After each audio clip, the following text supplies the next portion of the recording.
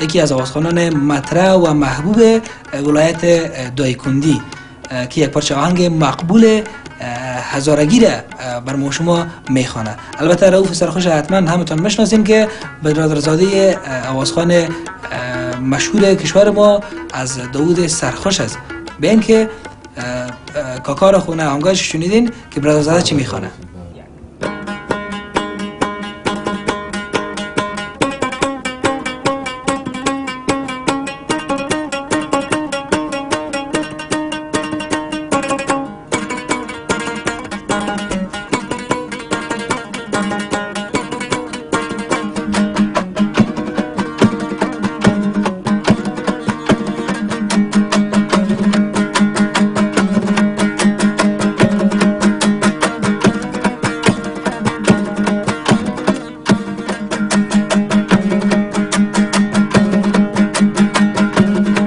آخ عجب نور بن کلا زیبایی دیدم،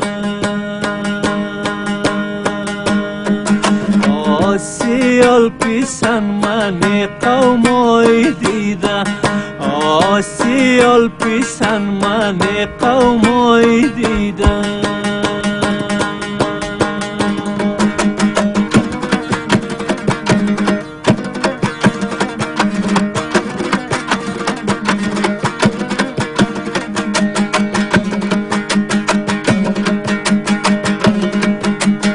آخ اگه کافر نگه مولای آغی، در مکه به در ما خدای دیدم، در مکه به در ما خدای دیدم.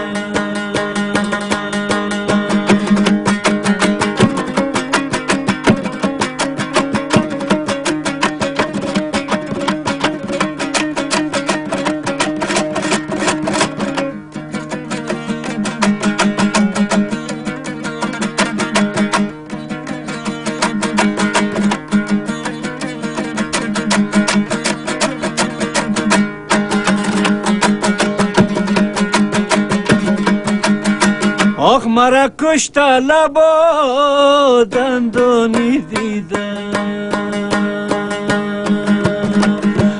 آخ دل مرا برده خندیدانی دیدم، آخ دل مرا برده خندیدانی دیدم.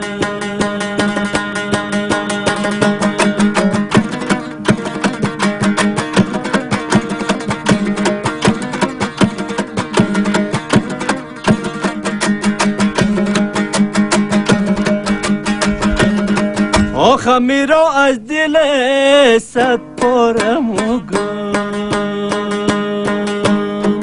آخ خیلی نور بن کلو شیطان دیده، آخ خیلی نور بن کلو شیطان دیده.